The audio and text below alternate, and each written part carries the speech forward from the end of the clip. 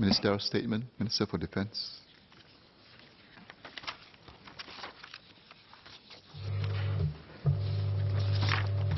Thank you, Mr. Speaker. In February this year, I made a ministerial statement on the death of Corporal First Class NS Aloysius Pang, which had occurred on 23rd January. Therein, I gave as much detail as was known then about the incident, without prejudicing the due process as prescribed by the SAF Act for an independent committee of inquiry to investigate thoroughly the factors leading to the death. The COI has completed its investigations, and in this statement, I will present the findings of the COI as submitted to the Armed Forces Council. The COI comprised 5 persons, none of whom are employed by the Ministry of Defence or the Singapore Armed Forces. They were a judge nominated by the State's Court as chairman, a consultant medical specialist, a member nominated by the External Review Panel on SAF Safety, a member drawn from the Workplace Safety and Health Council, and a senior-ranked national serviceman. I remind MPs that COIs are convened under the SAF Act, empowering it to fact-find. The COI has no mandate to determine the culpability of individuals. Indeed, Section 8C of the SAF Act specifies that no statements made to the COI shall be admissible as evidence in the court-martial or for any subsequent disciplinary proceedings that may take place. To keep within this remit, I will not provide specific names of other individuals involved in the incident in my statement, apart from Corporal Pang. Prosecution of any persons will be conducted separately, which I will elaborate later. Let me first take MPs through the COI's findings. I intend to quote from their report predominantly, and the dates and times stated in their report are in New Zealand local time. Quote, on 5th January 2019, Corporal N.S. Pang left Singapore for Exercise Thunder Warrior at Waiouru Military Training Area, New Zealand, as part of his 7th in-camp training and the unit's 8th in-camp training. Exercise Thunder Warrior is a live firing exercise. On 19 January 2019, at about 1900 hours, Corporal Pang sustained an injury while carrying out maintenance work on a Singapore self-propelled howitzer, SSPH, involved in Exercise Thunder Warrior. Corporal Pang was assisting in maintenance work in the SSPH when the gun barrel was lowered, and he was caught between the flick rammer and the slew ring of the SSPH turret. I draw members' attention to the slide which I made in a ministerial statement in February, and if you look at the picture on the top left-hand corner, the flick rammer is in the middle of the picture, the slew ring above it, and when the gun is lowered and the flick rammer goes up, he was caught between the flick rammer and the slew ring. Corporal Pang was attended by the battery medic on site and evacuated to the battalion casualty station at 19:10 hours. He was assessed and stabilized at the BCS before being evacuated to Waiouru Base Medical Center at 19:50 hours. At 21:50 hours, Corporal Pang was heli evacuated to Waikato Hospital, where he was operated on at around 0100 hours. Corporal Pang underwent 2 more surgeries on the 21st and 22nd of January before his condition deteriorated. On 24th January, Corporal Pang succumbed to his injuries.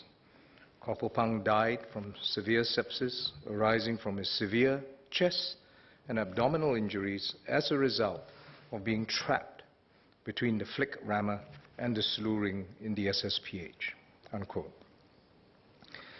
The COI next established a detailed chronology of events leading to the injury and subsequent death of Corporal Pang. To recap from my statement in February, the configuration, the safe positions, and location of key features within the SSPH gun accompany the summary of events which we will distribute now, with your permission, Mr. Speaker. Yes, please. Let me take members through the events. On 19 January, Corporal Pang had responded to the call from the gun detachment commander. The gun detachment commander was a 3rd Sergeant NS Men, for assistance to conduct corrective maintenance on his SSPH gun. The bearing of the gun was beyond the allowable error and needed to be rectified to resume live firing. Corporal Pang was an armament technician from the forward maintenance platoon designated to perform such work. But as Corporal Pang could not resolve the issue, a regular military expert 2 technician was dispatched to join him to perform the maintenance work on the gun. I draw members' attention that there were only 3 persons in the gun when the injury occurred: Corporal N.S. Pang, the 3rd Sergeant Gun Commander, which I will now subsequently refer to as GC, the Gun Commander, and the regular ME2 technician, whom I will refer to as ME Tech. The GC, the Gun Commander, explained the fault to the ME Tech. To rectify the fault, the plan was to change the central processing unit card on the motor drive control unit and ammo handling system box. The box was located near safe position 3. If you remember the previous slide that was shown, the flick rammer is on the bottom left-hand corner, and the box is, as indicated, near safe position 3. The ME Tech briefed the gun commander to turn off the AHS, to lock the gun barrel, turn off the engine, and turn off the master switch. To lock the gun barrel required it to be first lowered to the near horizontal standby position. The ME Tech then proceeded to stand at the designated safe position 3 and started to loosen the screws in the AHS box to carry out maintenance work. The ME Tech also saw Corporal Pang removing the screws on the right-hand side of the box. Corporal Pang was not in the designated safe position, and his back was to the barrel of the gun. Based on the COI's findings, the ME Tech informed Corporal Pang in a mix of Mandarin and English that the gun barrel was going to be moved to the standby position, and told Corporal Pang to move either closer to him or to a safe position. Corporal Pang replied in Mandarin that it was fine and that the gun barrel would not hit him. Before he moved the gun barrel to a standby position, the gun commander said he checked if the path was clear and did see Corporal Pang standing near the gun barrel. As the gun barrel was in the highest elevated position, the gun commander wrongly assumed that Corporal Pang would have time to move away, given that it would take some time for the barrel to move into the standby position. The gun commander proceeded to shout, quote, "Stand by, clear away," unquote, before activating the control to move the gun. This was heard by the ME Tech as well as personnel who were standing outside the gun. As the flick rammer was moving up, Corporal Pang was still removing the screws on the box and looking back at the barrel at the same time. He initially made no attempt to move away. The gun commander noticed that Corporal Pang was making some evasive movements as the barrel was moving closer to him. The ME Tech was shocked to see Corporal Pang still in the path of the gun and tried to use his hands to push against the barrel to stop the movement. As the gun barrel made contact with Corporal Pang, the COI opined that instead of activating the emergency stop buttons, both the ME Tech and the gun commander panicked and acted irrationally. The ME Tech tried to push the gun barrel with his hands, while the gun commander went to the main control screen to try to stop the barrel movement. As a result, Corporal Pang was wedged between the flick rammer and the slew ring. These were the detailed events as determined by the COI that led to the serious injuries and untimely death of Corporal Pang. The COI opined that, quote, the precipitating cause of the incident was due to the lowering of the gun barrel without ensuring that everyone was in their safe positions. A, Corporal Pang was standing in the path of the moving barrel and not in a safe position prior to the gun barrel being moved. B, Corporal Pang did not move to a safe position despite receiving warning that the gun barrel was going to be moved to a standby position. C, the ME Tech did not ensure that Corporal Pang moved to a safe position despite knowing that the gun barrel would be moved. D, the gun commander proceeded to move the gun barrel despite noticing that Corporal Pang was not in a safe position. E, both the gun commander and the ME Tech failed to press the E stop buttons to halt the movement of the gun barrel, unquote. The COI determined there was non-compliance with the standard operating procedures and safety breaches. Quote, these breaches have contributed to the cause of the incident and are preventable. A, non-enforcement of the safe positions in the SSPH. The gun detachment commander, ME Tech, and Corporal Pang did not follow the strict requirement that everyone must be in a safe position during the movement of the gun barrel. Safe positions 1, 2, and 3 in your handout. The ME Tech was standing slightly away from the ammo loader's position, which is safe position 3, and Corporal Pang was standing in the path of the gun barrel. Although the gun commander had shouted, "Stand by, clear away," and the ME Tech had told Corporal Pang to move closer to him or to move away from the path of the gun barrel, both the gun commander and the ME Tech did not ensure that Corporal Pang was at a safe position before the gun barrel was lowered. The gun commander also did not adhere strictly to the SOP for lowering the gun barrel. Although the GC had shouted, "Stand by, clear away," before lowering the gun barrel, he should have waited for Corporal Pang to be in a safe position before moving the gun barrel to the standby position, but this was not adhered to. This requirement is provided in the SSPH Operator's Manual, that no person should be in the travel path of the barrel or the rammer tray. The GC and ME Tech also did not activate the E-stop buttons when the barrel was being lowered. B, non-compliance of the maintenance manual for the SSPH technicians.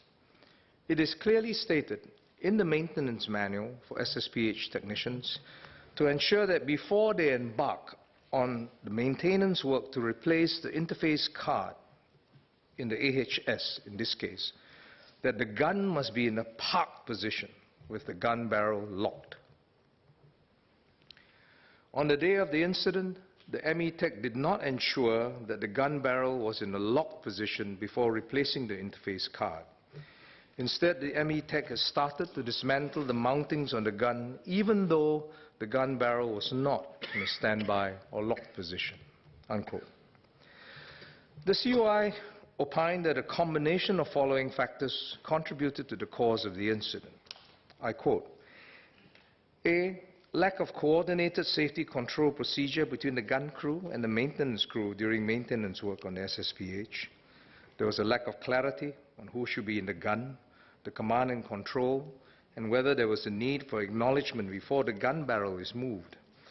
It is the COI's opinion that the gun commander should take command and control to supervise and execute all preventive maintenance and corrective maintenance tasks, as well as ensure safety in the gun, as stated in the SSPH Operator Manual. However, this does not absolve the person activating the gun barrel movement of its responsibility to ensure that everyone is in a safe position before moving the gun barrel. B, commencing maintenance work before the gun barrel was in a locked position. The ME Tech had commenced removing the mountings on the AHS box even before the gun barrel was in a locked position to get on with the job quickly. C, misjudgment of time and space by personnel in the SSPH. Both the ME Tech and the GC had miscalculated the time it took for the flick rammer to hit Corporal Pang. The emergency stop buttons were not activated to stop the movement of the gun barrel.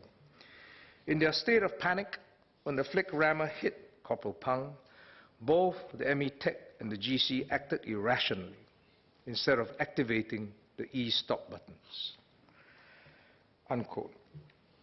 The COI found no evidence indicating that Corporal Pang's death involved foul play or was caused by any deliberate acts.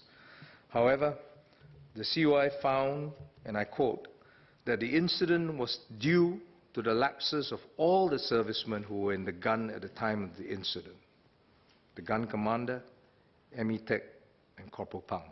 Let me repeat this because this is the final conclusion of the COI. The COI found that the incident was due to the lapses of all the servicemen who were in the gun at the time of the incident: the gun commander, the military expert technician, and Corporal Pang. The COI also commented on factors related to but non-contributory to the incident or outcome. Before Exercise Thunder Warrior, the SSPH guns were certified fit for firing in Singapore by the technicians. The guns were certified fit for firing again in New Zealand before the live firing exercise. It has been established that there was no mechanical fault with the gun that had directly caused the accident. The incident in this case was not due to the serviceability of the SSPH. On the post-incident medical care, the COI is of the opinion that in view of the extenuating circumstances caused by the distance and availability of the helicopter, the medical care provided was adequate but can be improved. However, the COI is also of the opinion that this did not cause or contribute to the demise of Corporal Pang. Members of this House have presented the COI findings. It is sad but undeniable that the direct causes determined by the COI that resulted in the death of Corporal Pang were preventable had there been compliance to safety rules. It was not for lack of knowledge of these rules or inexperience of personnel working on the SSPH gun. The COI determined that prior to the incident, all the three personnel in the gun, Corporal Pang, the gun commander, the ME Tech, had received adequate training to be aware that whenever the gun barrel is moved, they must be in a safe position. It was clear to the ME Tech that Corporal Pang was not in a safe position. Notwithstanding this, the ME Tech merely told Corporal Pang to move closer to him or move away, instead of stopping the gun movement. When Corporal Pang replied that the gun barrel would not hit him and did not move away from where he was, the ME Tech could have ensured that Corporal Pang moved away to a safe position or press the E-stop button. The gun commander shouted, "Stand by, clear away," before he commenced lowering the gun barrel. At the same time, he saw that Corporal Pang was not standing in the designated safe position. Instead of ensuring that Corporal Pang was in a safe position before lowering the gun barrel, he thought that there was sufficient time for Corporal Pang to move away as the gun barrel was lowered. If the gun commander had ensured that Corporal Pang was in a safe position before activating the gun barrel to standby position, the incident would not have happened. From the accounts of Corporal Pang peers to the COI, Corporal Pang had a positive work attitude and was very helpful to others when he came to work.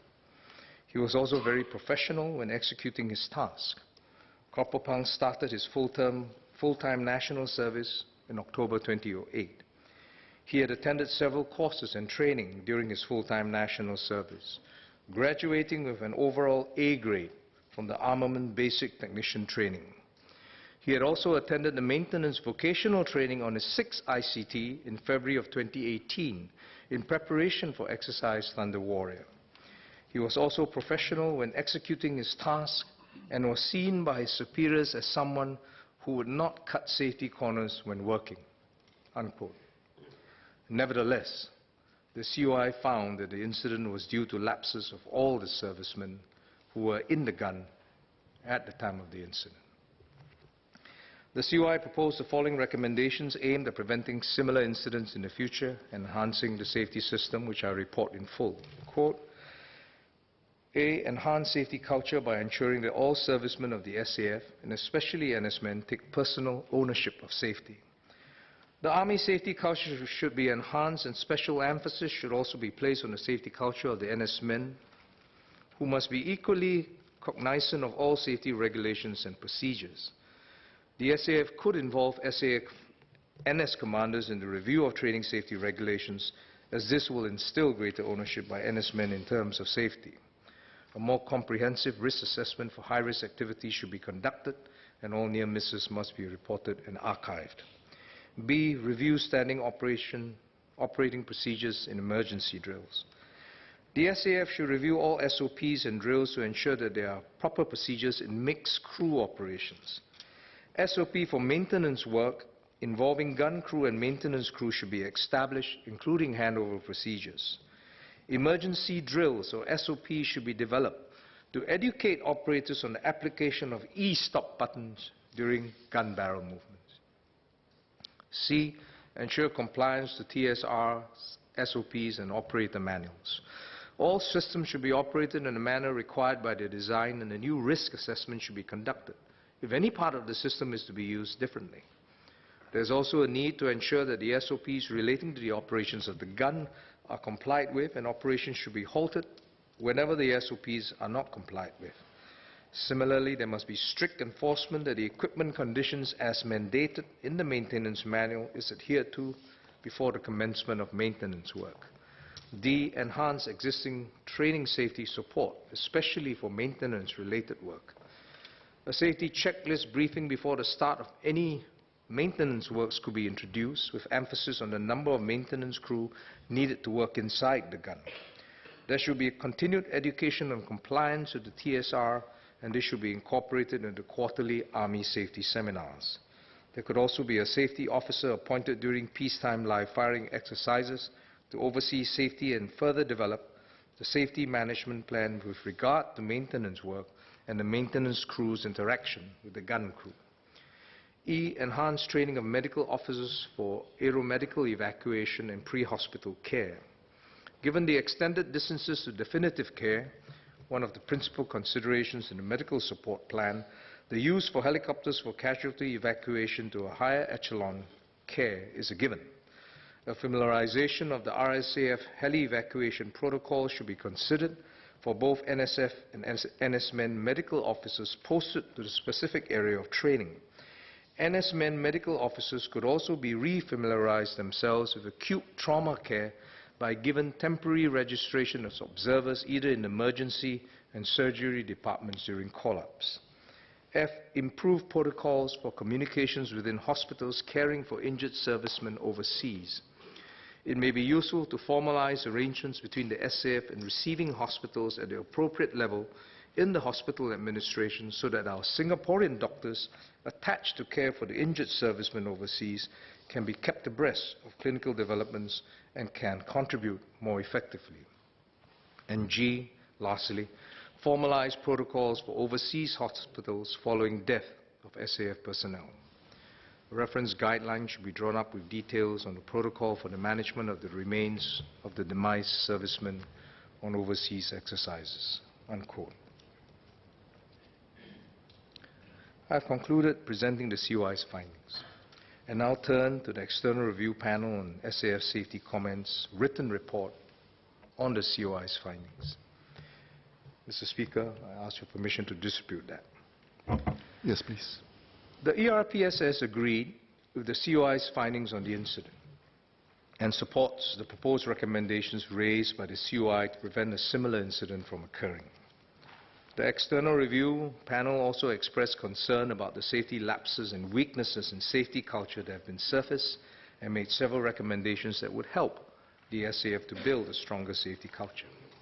First, it's important for commanders to exercise leadership in safety and impress upon their subordinates the need to properly implement safety policies and procedures build a strong safety culture, and inculcate stronger safety ownership for both team and individual levels, especially among NS men. Second, the SAF should do more to improve knowledge retention and safety awareness in its soldiers. Third, it's vital to accord the same level of emphasis on maintenance safety as is accorded to training safety today. Last, it is crucial to strengthen safety procedures for mixed crew operations, which can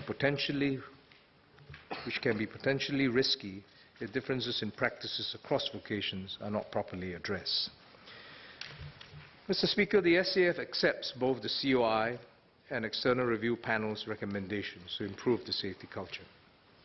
The SAF Inspector General's office, set up in end February this year after this incident, will ensure that all recommendations are followed through. Specifically, the IGO has identified the need for the SAF to improve in 3 key areas: command emphasis on safety, safety as a mission outcome, and team safety culture. The SAF has to ensure that there's an internalization of safety as a mission outcome across all levels of command. All commanders must adopt a zero-accident mindset and set it in the heart of their unit safety culture. When coupled with a healthy, open reporting culture, we can prevent the next accident from happening as our units share with others lessons learned from safety incidents and near misses. Another key element of strong safety culture is team safety.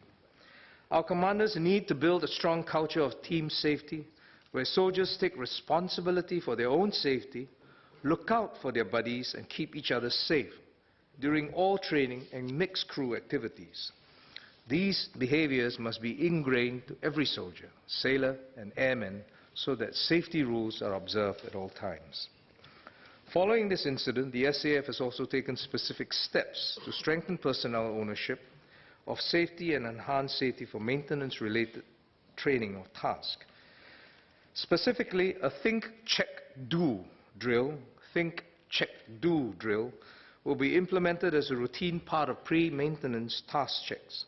As part of the drill, technicians will plan and brief all personnel of their expected roles and tasks. A dry run of team-based maintenance tasks will be conducted to ensure tight integration. The positions of e-stop buttons will be re-emphasized together with e-stop procedures and rehearsed as part of pre-op drills. B, safe areas and hazardous areas will be further emphasized through bold markings on platforms as part of safety enhancements. C, the SAF will entrench safety ownership at the team level so that it will become ingrained for soldiers to take care of themselves, their servicemen, and their buddies. Safety advocates will be appointed in the units to emphasize safety and conduct checks. D, all soldiers will be required to take a safety awareness test annually, which commanders and trainers now take. E, NS men will be actively involved in safety reviews when they can give feedback on safety matters before, during, and after each training activity, and this feedback will be incorporated in our training safety regulations reviews. F, medical officers will be required to undergo refresher training on heli evacuation processes prior to the deployment for overseas medical support. New initiatives will also be explored to enhance their exposure to acute trauma care. We need a strong SAF that can defend Singapore. But it must and can be built up without compromising the safety and well-being of our national servicemen. The SAF is committed to continuing strengthening its safety systems at all levels, down to our soldiers, aircrew, and sailors. I want to put on record our appreciation to the COI members who have put in much effort and time to thoroughly investigate this tragic incident. In that process, they interviewed more than 20 persons involved with the incident, reviewed voluminous documents related to the event, and manuals related to instructions and safety procedures. Mr. Speaker, let me conclude by outlining the subsequent judicial processes to be taken. Corporal Pang's death occurred in New Zealand, which therefore has state jurisdiction and not our police or state coroner. However, the New Zealand Attorney General exercised his discretion not to undertake any inquiry for Corporal Pang's case. Under our military law, it therefore falls on the SAF's Special Investigation Branch, with the jurisdiction to investigate Corporal Pang's death. The SIV has nearly completed its investigations and will report directly to the Chief Military Prosecutor, who is the senior legal officer deployed to MINDEF by the Legal Service Commission, headed by the Chief Justice. They will decide if any servicemen are to be prosecuted in a military court for offences related to Corporal Pang's death. The military court is presided over by former or serving state court judges as precedents of the General Court-Martial. The General Court-Martial will have full access to the witnesses to independently make their own findings and conclusions on the culpability of individuals who may be charged. The GCM need not take into account anything in my statement in Parliament today. In the meantime, servicemen under investigation are reassigned to administrative duties, and if found to have been culpable, will be charged and punished accordingly. Mr. Speaker, let me conclude now by expressing this House's deep condolences to the late Corporal First Class NS Aloysius Pang and his families. We know that it's a difficult time for them. Corporal Pang was, by all accounts, a motivated and competent soldier. He was well liked. He was trusted by his peers. He cared deeply for his fellow soldiers. The loss of a good soldier like Corporal Pang is deeply grievous to us. There was an outpouring of grief from many Singaporeans as a result of his untimely and tragic demise. The SAF has updated Corporal Pang's family on the COI's findings and the actions taken to deal with the lapses and prevent recurrences. MINDEF and the SAF will continue to do all we can to help his family through this difficult period.